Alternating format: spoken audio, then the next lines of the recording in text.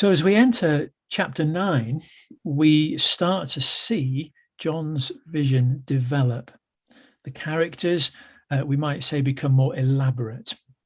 And it's a reminder to us as we enter this stage of the letter. It's a call for us to walk gently and carefully as we try to work out not only how those first readers would have understood this letter, but also how we are to understand it today as we ask the question, what does this say to the church in our time?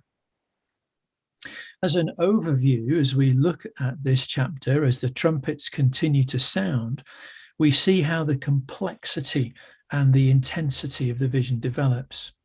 We're not only introduced to new characters, as it were, but we also see and have to try and work out not only how they relate to one another, but how they relate to the characters already part of the vision, those we've seen already. And we'll see too how John again draws from both the Old Testament as well as ideas sort of circulating at the time when they thought about sort of, the end of the world and punishment and judgment and so on. And so the fifth trumpet sounds and a star falls, or more importantly, John sees a star that has fallen. And again, we need to be careful here. Is this symbolic of evil or good, or is it neutral, if there can be such a thing? Most would argue that this star is sent by God with the authority of God. And John reminds his readers that no matter how bad it gets, God is in control. This star is the one that holds the key to the abyss. And so we see God does not so much allow evil, as it were, but God limits evil. God has authority over it.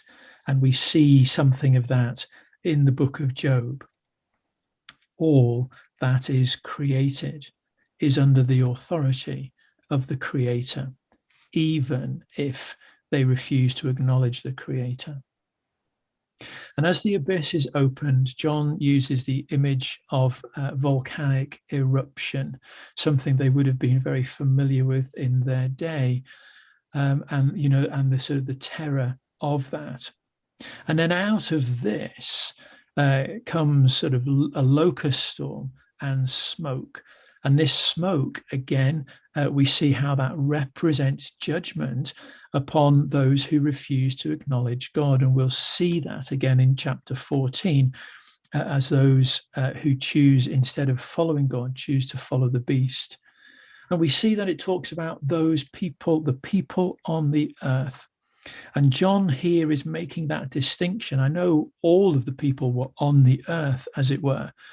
But just as John in his gospel talked about, the sort of creation, that we're in the world but not of the world, so this term has a similar echo here. The people upon the earth. It's not the Christians as well. It's not the church as well. It's those who are outside of the church. And so we have then this image, this picture.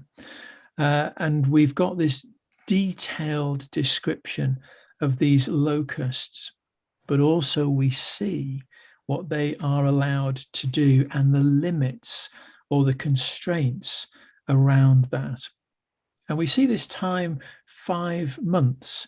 And again, interesting, we saw yesterday this half an hour, and here we see 5 months. It's not often we see these sort of time frames specific like this. Often it's times, a time and half a time and so on. But two things John is communicating with this period of time, 5 months. Firstly, it's limited, it's finite, it's fixed. But also, interestingly, if you were to look at, and I guess even still today, when locusts, and we've seen it in the news, certainly over last year, sort of locust swarms across Africa. And 5 months was about the time the swarm would last. And then it diminished and it moved on. So again, we see that reference that John uses. And we see what John's first readers would know and what we might guess is that death in those days was considered preferable to a long, lingering, and painful illness. And we see that in verse 6. People will seek death, but will not find it. And then we see this second angel introduced in verse 11, possibly here a fallen angel. And again, there's questions. Is this Satan, or is this one of Satan's angels, if you like? Here it's different. This angel then is one that falls, whereas the first angel had fallen, had come to earth.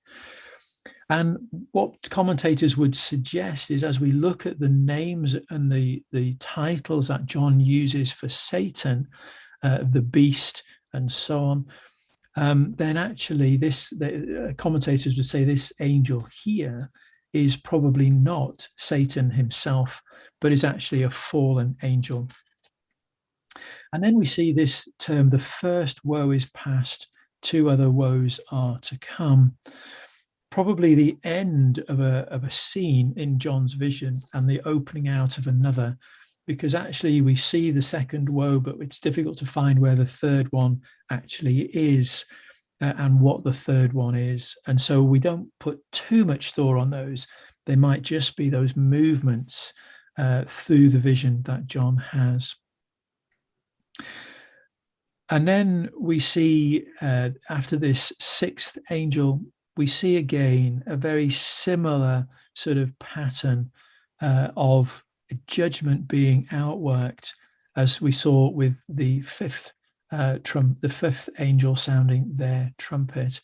And again, we see this image of these horses, slightly different this time in their appearance. The locusts that look like horses, these are horses that have a very different description.